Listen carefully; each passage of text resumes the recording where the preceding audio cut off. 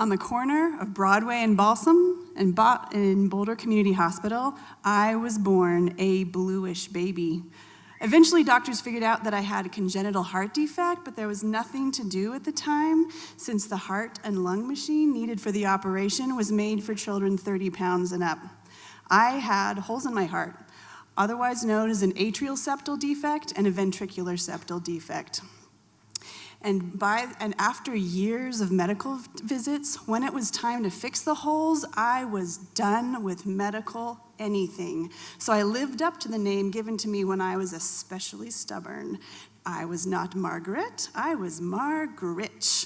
Gritch being a handy combination of witch and Grinch and bestowed upon me by my dad.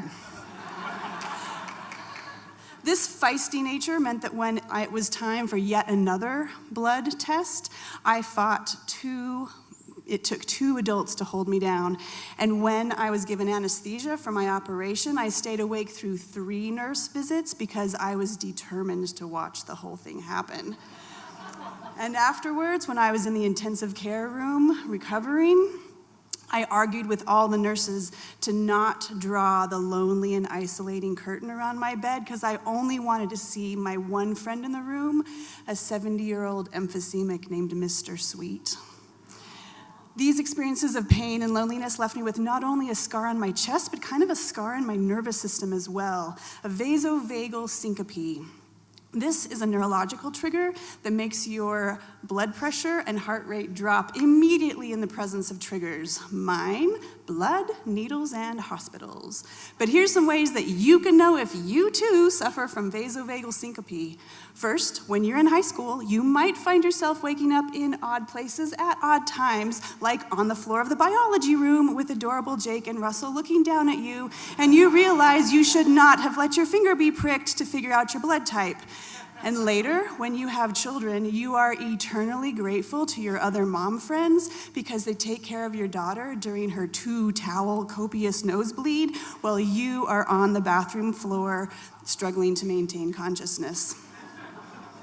And lastly, when you speak in public about your childhood, you can't actually give the audience any statistics about the frequency of an ASD and VSD because researching heart physiology starts you to black out. So luckily, this talk is only 5 minutes. After years of fighting and bracing myself for all the emotions when I was faced with a trigger, I decided, and instead of bracing myself and instead of banning everyone around me from speaking about blood or needles or hospitals, I decided to put myself in the driver's seat. I would face my Margaret-y saltiness to the task of listening to what was okay with my body and fiercely protecting those boundaries. So, if you and I are in a conversation, no, I do not want to hear about your cousin's bone marrow transplant. And yes, I will lay down for my flu shot, thank you very much. And when I'm in public speaking places and they talk about things like brain tumors and kidneys, I just leave the room.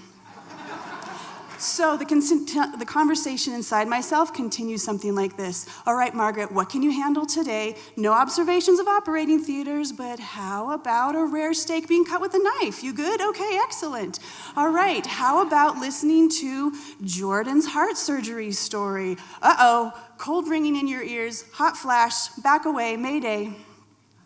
From this listening to every heat and tingle inside my body and saying no, I've actually gained a bit of resistance, and I can do things now that were unbelievable to me 20 years ago. Check it out. I can now do light sessions of acupuncture.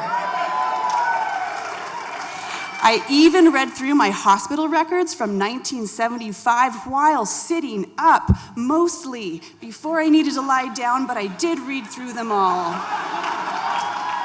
So, thank you, feisty Margaret. Thank you, vasovagal syncope trigger. These conversations inside me continue, but I know how to listen to my body and step forward or move back. From these precious triggers, I've taken the locus of control back inside myself. I know how to state my no and own my yes in ways I will be forever grateful. Thank you.